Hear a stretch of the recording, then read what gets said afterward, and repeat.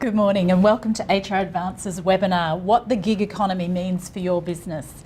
This term, the gig economy, is something that seems to be popping up all the time right now, and if you do a Google search you'll find something like 23.5 million results. So that's an indicator that something big is happening right now with the way that work is being organised. And we're going to take a look and find out what the gig economy is, what are the challenges for small to medium sized businesses in the gig economy, what technology is here or coming, and what are the legal challenges. I'm Alison Williams, Managing Editor at HR Advance. I'm in charge of the Knowledge Centre, where we keep you up to date with the latest information affecting your workplace. These webinars are just one way we provide you with information. We also have articles and video, ebooks, infographics.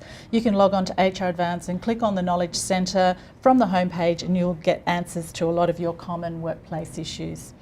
Now, I have with me two guest speakers today. You'll first be hearing from Anna Samios, who is a business advisor with the Federal Government's Entrepreneurs Program. Anna works with and mentors businesses of all different sizes, particularly medium-sized businesses. She's a certified Gazelles International coach and she's also run her own business. So welcome, Anna. Thank you. Good to be here. And also with me today is Michael Roucek. And Michael is Senior Associate with Australian Business Lawyers and Advisors, who, of course, you know, is the legal team behind HR Advance. Michael practices in employment, industrial and workplace relations law, and he provides strategic and practical advice to clients in a whole area of different businesses: manufacturing, pharmaceutical, healthcare, retail, transport. I could go on, Michael, but I probably shouldn't. Okay, so welcome, Michael. Thank you very much. So I'm going to go first to you, Anna, and ask you to just clarify what exactly is the gig economy? Thank you. I guess it's a way of working that is based on people having temporary jobs or doing separate pieces of work, each paid separately, rather than working for one single employer. Look, the gig economy is continuing to boom across a variety of industries. According to the ABS, we have about 2.5 million Australians employed on a casual basis, which is more than a quarter of our workforce now, almost doubling from the 1990s. In fairness, the concept isn't a new one. Businesses have been operating in a gig economy for a long time. Businesses have sourced bookkeepers, accountants, IT specialists and marketing people on an ad hoc basis for decades. Tradies such as plumbers and electricians have been using a gig economy business model since time immemorial.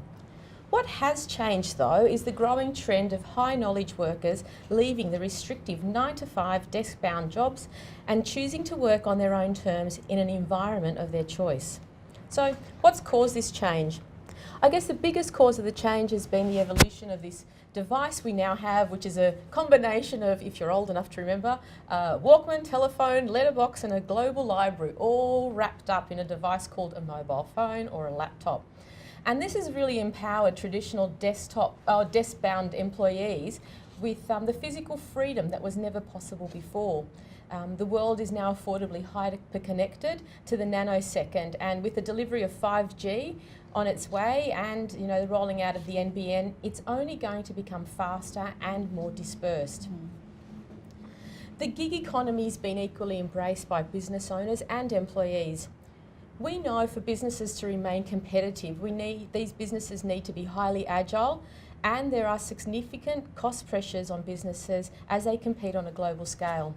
The two largest expenses for a business are payroll and occupancy costs like rent. How a company spends this money relative to their competition is one of the most important strategic decisions business owners will have to make over the next couple of years. The internet has provided businesses with a choice to remove or reduce these two fixed costs, therefore increasing profitability and the long-term sustainability. In addition, the labour market is now tighter and it's harder for employers to attract and keep great full-time employees. A same salary offering that we know in the past of 9-to-5 in the office, 4 weeks annual leave plus a financial bonus at the end of the year hasn't cut it for a long time with many high knowledge workers. These people are looking for challenging types of work and also work flexibility. The tight labour market, coupled with global competitive pressures, have forced many businesses to throw their traditional business model up in the air and see these highly disruptive times as an opportunity to rethink how their business interacts with their talent, their customer and their suppliers. By tapping into an on-demand gig workers, employers can remain nimble and cost-effective by using gig economy platforms that we'll look at towards the end. Gig workers can be dispatched at a moment's notice, receive notifications via apps and upload completed work. It's as simple as that. Businesses who collaborate with gig workers have added advantages of expanding into new markets without the large overheads of full-time workers and rent on the ground. Okay, that sounds pretty attractive actually, Anna. And for freelancers, a lot of freelancers really enjoy it too, because we know that, Gallup reports that over 70% of workers aren't engaged in their jobs, and many other studies reveal high levels of stress and dissatisfaction amongst employees. The gig economy offers a much needed alternative model of work that can supplement or substitute for being a full-time employee in a full-time job. Talented traditional full-time employees are attracted to these flexible working arrangements as it offers greater control over their daily schedule.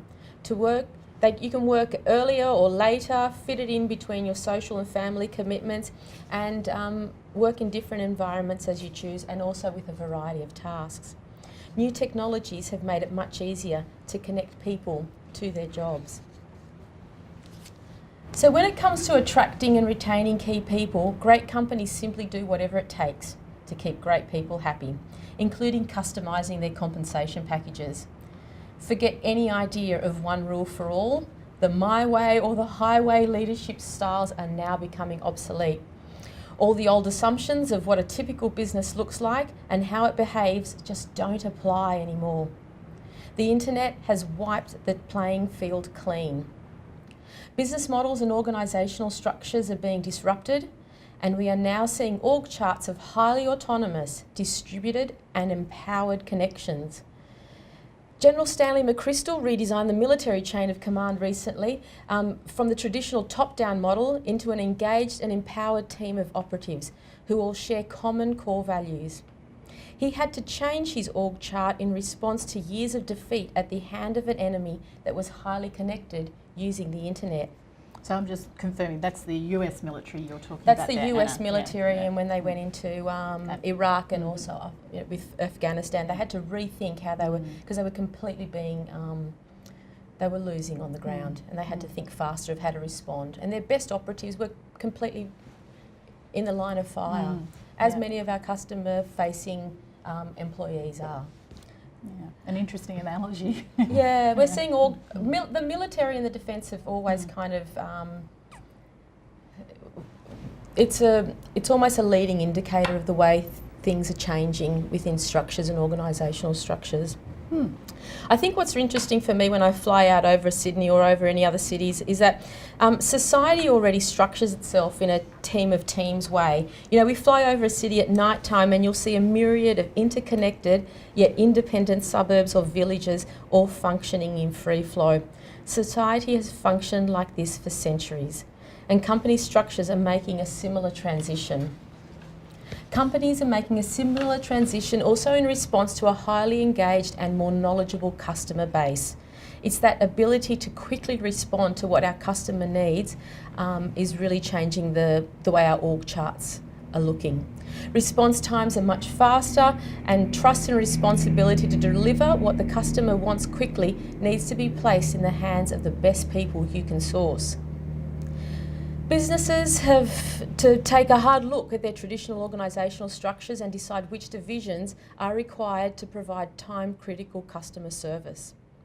The significant challenge for many businesses is workflow management, time management, prioritisation of tasks, ebbs and flows of contractors' availability, and these things all need to be considered as we're moving into employing people under the gig economy.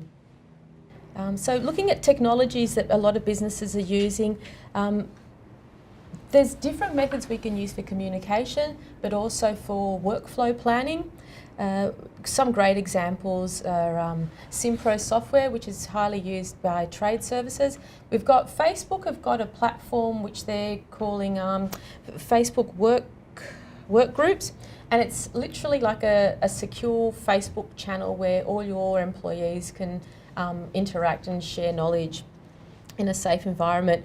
We've got apps like Slack, Yammer, and lots of project management tools like Basecamp, and they're really effective.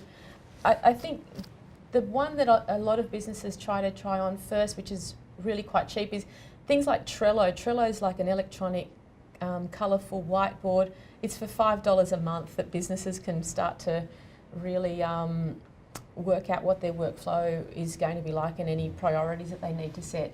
So for $5 a month, a business can really start using some simple technologies. So can I just ask, you know, we've heard, most people are probably familiar with some of those names, Yammer and Slack, but maybe they're not actually using them. Like they okay, I've heard of them, but what's it actually going to do for the business? How does it make it function better? Okay, if we've got a workforce which is dispersed, so we've got people in different time zones, which is very common at the moment, or you have people in different locations, using things like Slack or Yammer can actually just ease the conversation and the knowledge share that we have.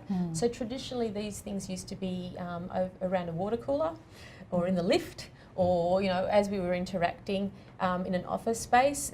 These platforms allow that to happen on in a digital way. So they're communication tools. Certainly where I work at Australian Business Lawyers and Advisors, we've used Slack for some time. We see it as a really good way of communicating, which is external to emails, so that we can just quickly whip out our phone, talk about something quickly. We don't need to worry about the strictures of email, you know, communication, and it clears up our inboxes as well, which is, you know, usually used for obviously client work and things that are more client facing. Slack is a way of quickly communicating amongst ourselves. Yeah. Now, what about, I mean, obviously Xero's accounting software, so... They also have project management, a lot of add-ons. Yeah. They have some really interesting apps, especially for people who are on the ground. So, you know, being able to geographically pinpoint locations, and everything gets integrated with invoicing and debtor systems. It's really quite nimble what it can do once it's been set up properly. Yeah.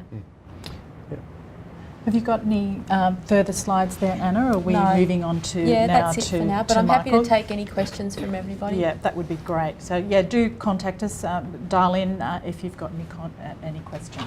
So I'll just move along to you there, Michael, if you can take that over. Yes, certainly. So we first presented on this topic probably about 18 months ago, and initially we were sort of greeted with, what on earth is the gig economy? And how could it possibly be useful if I've never heard of it? It's increasingly becoming useful. It's increasingly becoming part of a workforce mix. And in some industries where, you know, you're in a startup phase or you know, you need to quickly think about new areas that you might expand into, the gig economy can provide that, and it can actually assist quite a lot in terms of quickly flexing up and quickly flexing down, but it's really important that we get it right within the legal framework, and that we don't engage in the gig economy in a somewhat risky way. Sometimes the law is a bit slow to catch up with what's happening out there, and I think certainly with the gig economy we've seen a closer focus by some of the regulators, with the Fair Work Ombudsman, and some reasonably high profile cases in the Fair Work Commission, with some of the sort of household names that we think about when we think about with the gig economy. So as we've got on the slides, sounds like a bit of a dad joke, but gigs are no longer something just that a musician gets.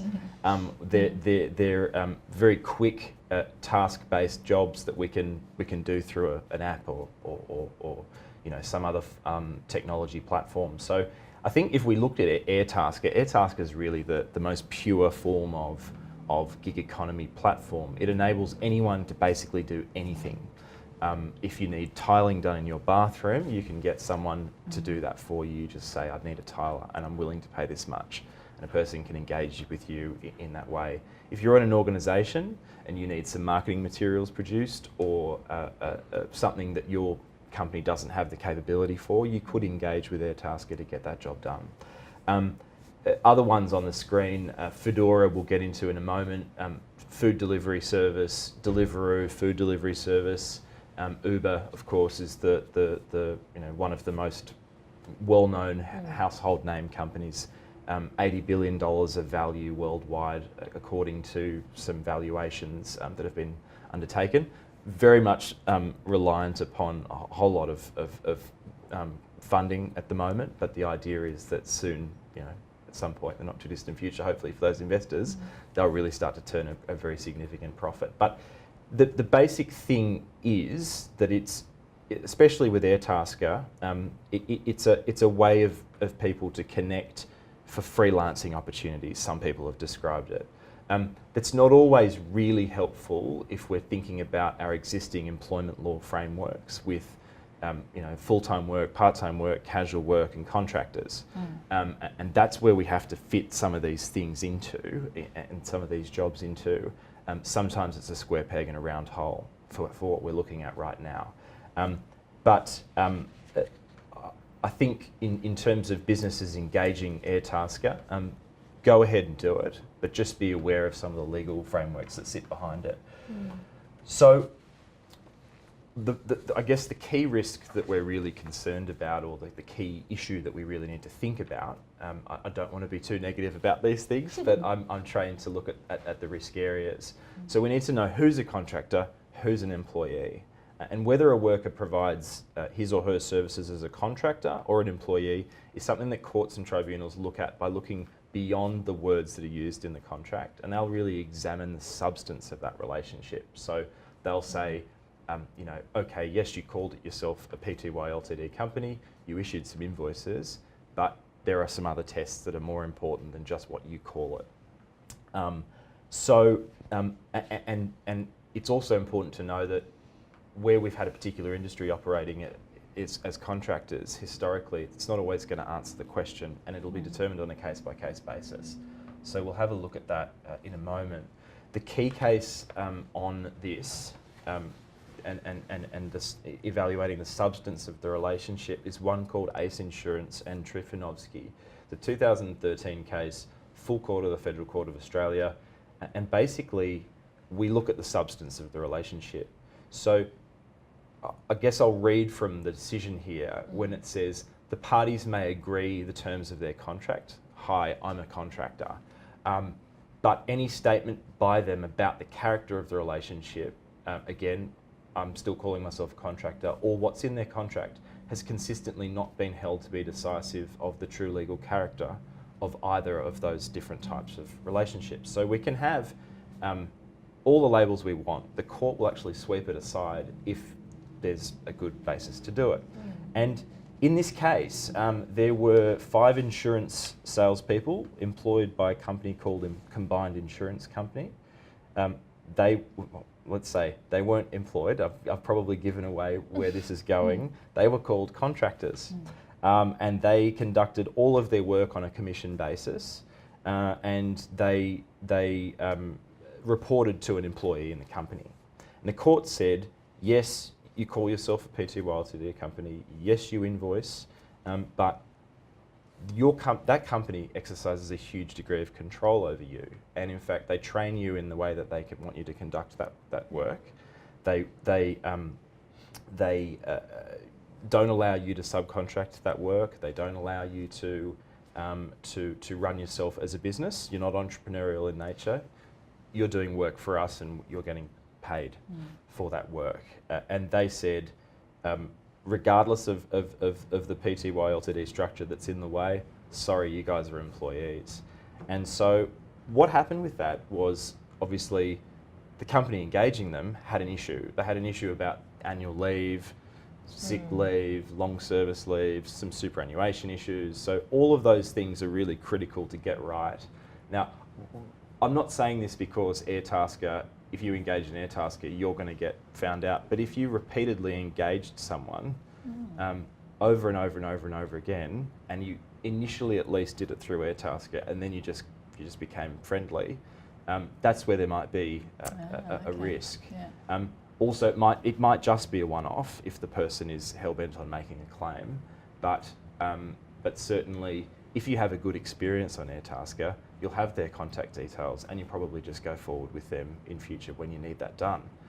So the risk is there that despite you saying yes, they're a contractor and they just invoice us, or yes, we just use the platform on a repeated basis, it might. This strikes me as actually a bit of a flaw in the business model for platforms such as Airtasker, is that there was really almost an introduction service rather than a It can be. Yeah. It definitely can be. And Airtasker was kind of forward thinking about this. Actually signed an MOU with some unions about what they would do and how they would structure those relationships. So they have been a lot more forward thinking than, say, Deliveroo, who we'll get to in a moment, and some of the others. Whether that was a good idea or a bad idea, only the fullness of time will tell. But they've actually worked on how they structure themselves with unions, who are the most likely parties to come forward. Yes, yeah. yes. So when we look at whether someone's a contractor or an employee, there's a table on the screen there which is incredibly involved. But basically, if you're on the left-hand side more often than not, you're overwhelmingly likely to be in a contracting relationship. And if you're on the right-hand side, you're more likely than not to be in an employment situation. So on the left-hand side, we've got things that look extremely entrepreneurial in nature, look like a business. Yeah. People can come and go as they please. They can get the job done when they want to do it. They can subcontract that work out. They will work for multiple different contracting parties. They'll provide their own tools. They'll be remunerated according to the services and the goods and products that they deliver, or paid based, as I say, paid based on the results. And the basics there, of course, they're not provided with annual leave and personal leave. They're not, and GST is paid pursuant to invoices issued. So all of those things look like a contractor. And on the other side of the things, on the other side of things on the other side of the table, we've got workers who report to someone, who have their work supervised, who can't delegate their work, that actually come to work with a uniform on, saying, "Hey, I'm from this company," and represent themselves in that way, and they get leave entitlements and things like that. Much more likely, again, to be an employer. And the reason, I'll get into it in a moment about what's more likely than not to be the case. It's not. There's no hard and fast rule. It's evaluated on a case-by-case basis. The courts will look at everything when it comes before them. They won't say, this is what we did last time, this is what we'll do now. They'll actually look at who said what to whom and what their conduct demonstrated. And I'll look at the So you could have the situation where you're literally choosing bits from both sides of the table. And the court picks one or the other. Right. Yeah. So it's not set in stone. That's for sure. Okay. So as I said, getting it wrong can be a bit costly for employers. Obviously, each time we get it wrong, it'll most likely result in issues about leave. There'll probably be awards that sit behind that engagement. So the awards will contain penalties and loadings and other payments that are required to be paid. And whether a court kind of looks at the total amount that was paid on a pay period to pay period basis and says, yes, that's okay, you can set it off against all of those particular requirements that you didn't have in mind or not, will be an open question. And so it's really important to get it right. There's obviously payroll tax liabilities, super requirements. So all of those things are separately actionable and have penalties for non-compliance attached to it. If people just simply, it was an oversight, they didn't knowingly or recklessly do it, then it won't be as severe as, say, we just thought we were doing the right thing, but in fact we found out that we weren't. And then I guess all of that's fine if we're thinking about one person, but if we've scaled up and engaged 15 people and they've all got an issue, then all of that is a problem which multiplies out. So Yes. I'm the negative Nelly in the room. I'm sorry about that. That's just who I am. But by and large, if you engage someone to do work by Airtasker, just have this in the back of your mind, but for sure engage with these wonderful platforms. They're there to do that, and they do that overwhelmingly in the right way.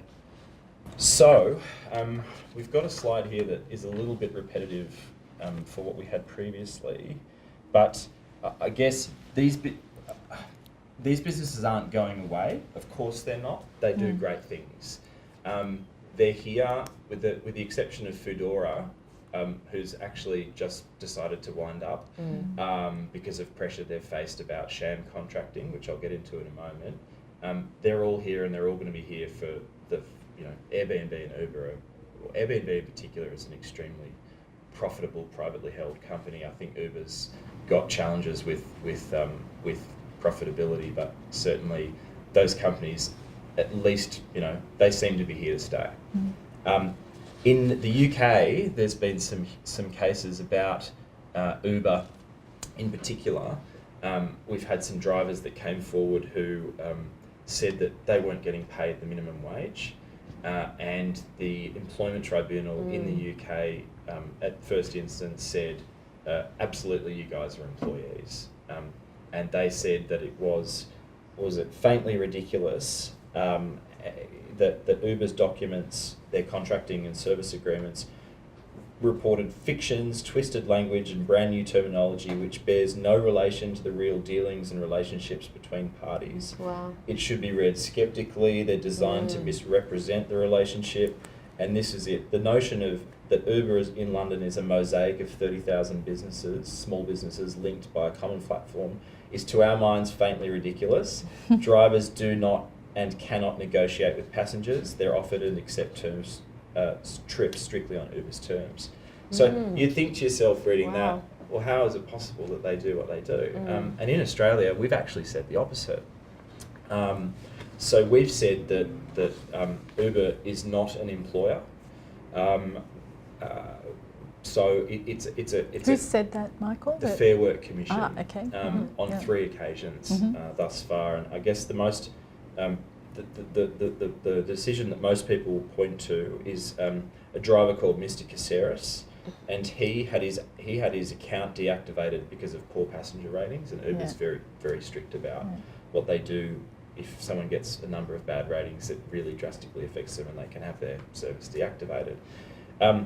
Mr. Caceres brought an unfair dismissal application, and he said that he was an employee pursuant to the Fair Work Act, and Uber said, no, he's not. And they said that he's engaged via a services agreement, that he uses the platform to connect with members requiring transportation services. Said, amongst other things, the services agreement provided that the relationship is one of independent contracting. Uber is granting the driver a sub-license to use a partner app. It provides services, lead generation services via its app. It says that they're prohibited from wearing a uniform, saying they're from Uber.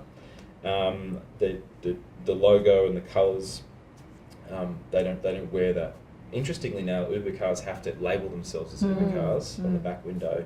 But they said that Mr. Caceres had complete control over the way he conducted the services. He just came and went as he pleased and did it when he wanted to. He provided his own vehicle, his own phone. He registered his own vehicle. The insurance was paid for by himself. Mr. Caceres registered for tax. He had to remit all his tax liabilities, and the tax office requires ride-sharing drivers to obtain an ABN, register for and remit GST, and claim GST credits for only transporting passengers. And interestingly, Mr. Caceres said that if he was truly an independent contractor, he would be able to charge a lower or higher fare, whereas the services agreement only permitted him to charge a lower fare. And Deputy President accepted that this was a relevant factor, like they said in the UK, and he was really pointing to the UK decisions. But this was outweighed by the other factors. Yeah, right. So if we go back to that table, which is a bit of a table of death, you know, they're going to make a call one way or the other. There's no hard and fast rule, and that's why it's quite uncertain. Now, in the case of Fedora, they've been targeted by the Fair Work Ombudsman for sham contracting, which is a different. This isn't just, oh, we didn't realise we were doing the wrong thing. They've made the allegations that their delivery drivers were inappropriately engaged as contractors, and they knew that it was the wrong thing to do. Okay. So that's a little bit. It obviously has very high penalties that apply to it. It requires knowing or recklessly indifferent behaviour. And I can say with a reasonable amount of certainty, if you go onto Airtasker and get someone to do something, I think it'd be a long bow to draw to say that you were engaging in sham contracting, unless there was some communication between yourself and the person you were talking to about whether they should get leave entitlements, and you had some specialised knowledge or understanding of the fact that they shouldn't, or that they should, and that you said no, in no circumstances should they. To give you a real understanding, I guess, a sham contracting arrangement can sometimes involve convincing an employee to become an independent contractor when the job they perform has not changed in any particular way. When they dismiss or threaten to dismiss a person if they don't agree to become an independent contractor, or dismisses them and rehires them as an independent contractor to do the same job. So it really requires a special kind of behaviour that gets you there. And the really important thing for people to be aware of, if they're thinking, I might have done this, or I'm thinking that this might just be a bit easier if we just forgot about the Fair Work Act and we just engage people as contractors because I can't be bothered with the paperwork. I don't have to pay people as much, or it's not as rigorous as a normal employment relationship. There's less stress. Well, there's a reverse burden of proof here, and people need to be aware that all it takes is for someone to make the claim, and you have to be put to the proof of saying, no, I didn't, in each of these particular ways. And I guess going to the future of IR regulation, all of this seems to be quite rigid and quite hard to move around in an environment which doesn't really promote flexible working through the gig economy. Well, there'll be a number of responses in terms of how we characterise this. There might be some future movements to expand the way we can flexibly engage people. So there are some people saying we should expand the way individual flexibility arrangements work. So individual flexibility arrangements allow people to make requests and pursuant to agreements which are reduced to writing, to change working hours, to change the way overtime rates work, penalty rates work, allowances and leave loading. And we might see in the future that there's a lot more flexibility in that sense, because it's driven by people who want to work in different ways, as you referred to. So you really need to the law needs to be able to allow that to happen without people falling afoul of some quite rigid provisions. And what I'd like to see, possibly, and what some people have said, is more certainty in the regulation of independent contracting, because I think that really gets at the heart of what we're talking about. If we could point to something and say that's independent contracting, and the law says that it's independent contracting, we'd be able to move forward without being worried about it. And I think it's ridiculous that in 2018, if someone came to me and said, I'm thinking about engaging someone in this particular way, can you tell me the answer? We you can't almost. We give them a very succinctly written legal advice, but at the end of it, it would say it is far more likely than not that it's this or that, but we won't know until a court tells us. Wow. So we'll obviously apply the latest legal tests. We'll give you the best legal advice that we can give you, but we don't know whether we're right or not 100%. Yeah. It's probably a 90-80% call. So I'd like to see that, and I'd like to see, you know, a little bit more of a legal framework which accepts these, you know, very present and operating businesses.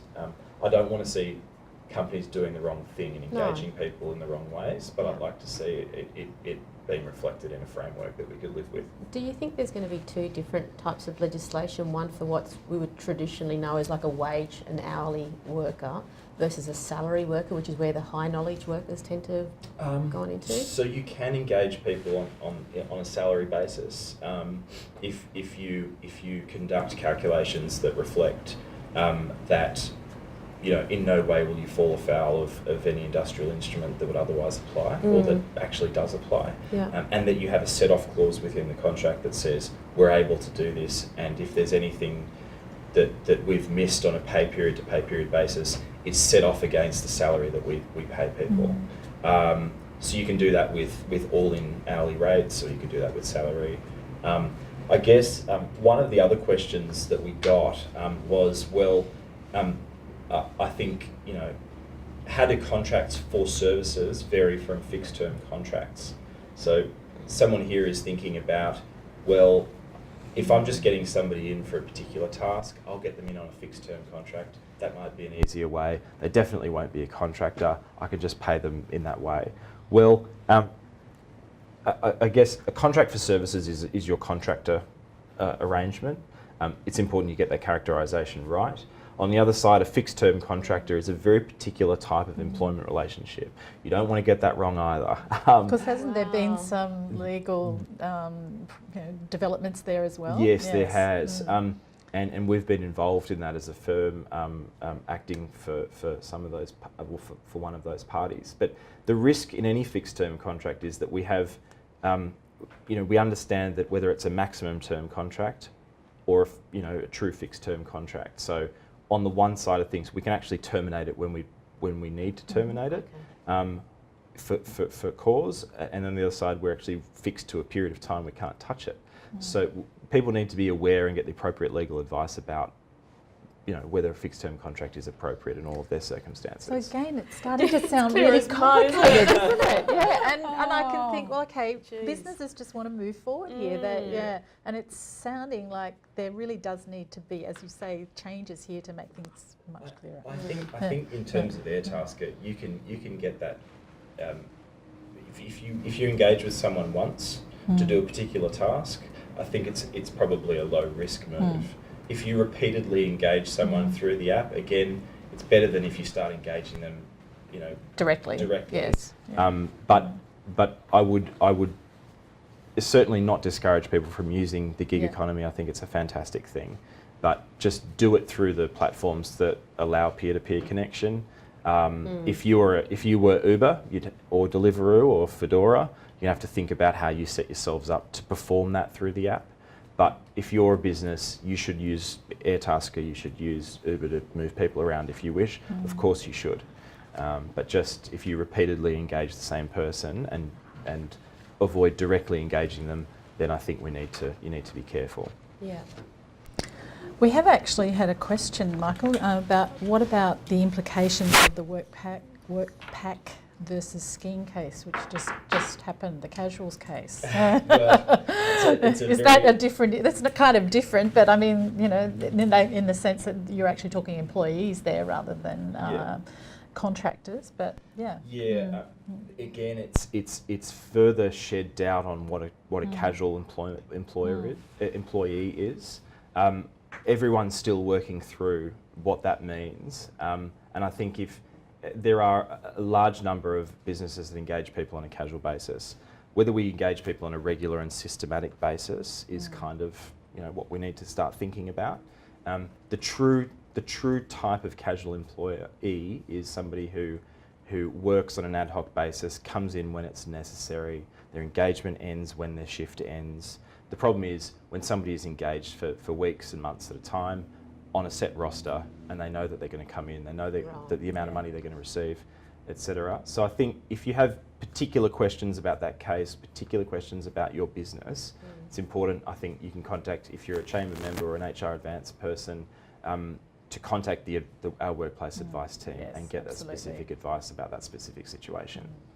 Just one more question around the, this is more crystal ball gazing, I suppose, but there has been some suggestions that that on the union side that they'll be pursuing a new definition of worker, so that to try and pull back these gig economy workers into a more traditional way of classifying employees. Have you got any comments on that? Well, I think all of that will work its way through. Of course, unions have their own particular views on what the future of IR regulation looks like. I think everyone wants to get a settled view on this, and I think all of this will reveal itself in the fullness of time. I think if we're engaging people through the gig economy, through Airtasker, we're not engaging people on a casual basis. So we can put that to one side, but certainly the traditional types of engagements are changing, and they're changing quite fast right now. Absolutely.